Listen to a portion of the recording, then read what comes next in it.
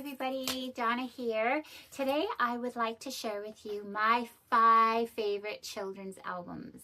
Now, like all of these kinds of lists, it's very subjective. And I'm sure there's a lot of my biases that have crept into these choices. But I will say the 2 things that I'm looking for in a really high quality children's music album as an early childhood music specialist is number 1, if it's developmentally appropriate, so it's something that children can relate to, that it speaks to them on their level, that it's something that they can engage with, and number 2, if the artistic integrity is there as well. And I would say that relates to the first one too, but often there's a lot of really high quality music that children don't necessarily understand.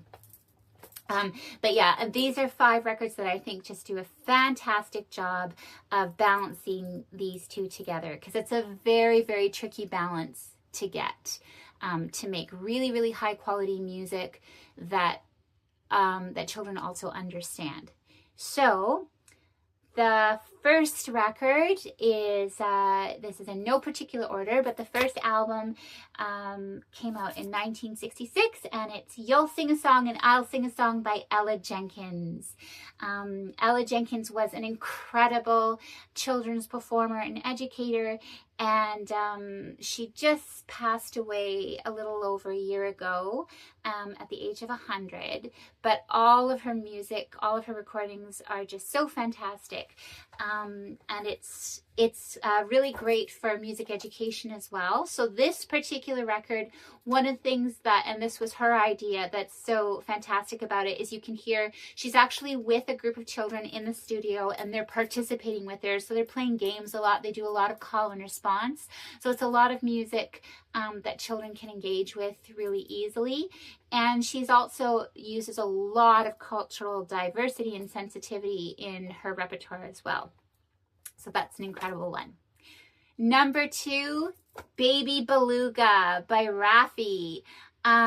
So Raffi is just fantastic. You could put on any Raffi children's album and know that you're getting something that is really high quality, but also something that children can relate to. One thing I've mentioned in the past that I love about Raffi's albums is that he sings in a really appropriate range for children to sing along with.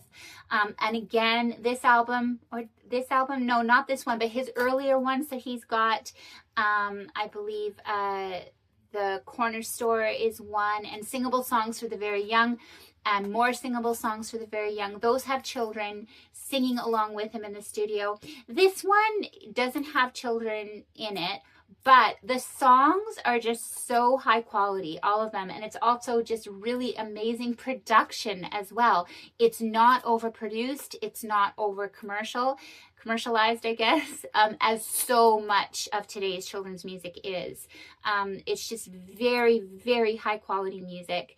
And yeah, Baby Beluga is fantastic. It's got Joshua Giraffe that I love.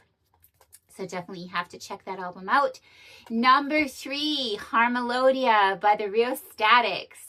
And I'm so sad, I don't think I have my CD. So you can listen to it anywhere that you have music streaming. But the really fantastic thing about this record is that it's got a little book with illustrations by Martin Tielli. He's an incredible visual artist.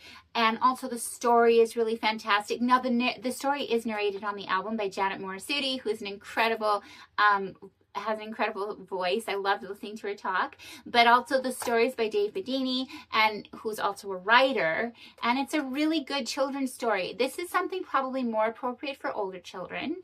The songs are mostly not necessarily something that children can sing along to, but they can still really appreciate it and appreciate the story. So you can listen to that on streaming, but I highly recommend trying to track down a physical copy of the CD if you can, so that you can get the book with the pictures that goes along with it. And this is a really difficult thing too, I would say, when high quality adults or musicians who usually do music for adults go into children's music. It can, sometimes it's not always as developmentally appropriate. Sometimes it can have concepts that really go over children's head.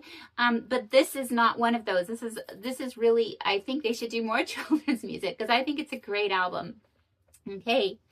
Number 4 is Free to Be You and Me by Marlo Thomas and Friends. And the Friends are really what make this album fantastic. It's got Roberta Flack. It's got Harry Belafonte, Carol Channing, Mel Brooks, lots of amazing artists. I'm sure there's other ones that I'm forgetting, but it's such a great record. It's really, really great songwriting, really fantastic performances, obviously. There's a book and a TV special that went along with it too. The other thing that's really fantastic about this record though is the messaging, because there's just some really fantastic messages about allowing children to accept themselves and celebrating their individuality and looking at, you know, some of the ridiculous things that go along with gender expression and stereotypes and things like that. So please check that record out as well. It's one of my very favorites. And then last but certainly not least is The World of Strawberry Shortcake, and the songs are by Flo and Eddie from the Turtles. And so this is where my bias is really creeping in, because this was one of my very favorites when I was a very little girl. And normally I wouldn't choose children's music that's kind of associated with getting children to buy things, especially toys. But the songs are so fantastic. This is from, if you're a big fan of the Turtles, you'll love this. The songs are just really, really fun, really well done.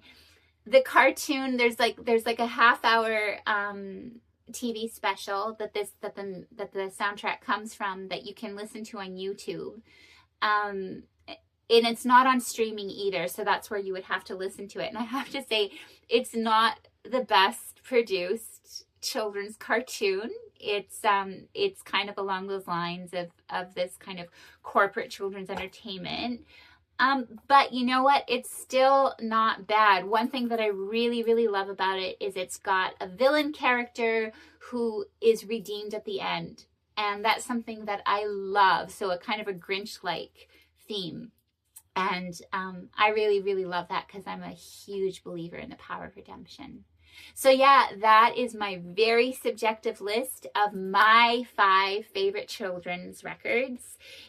Please tell me in the comments below what your favorite children's album is and what you really liked listening to when you were a child.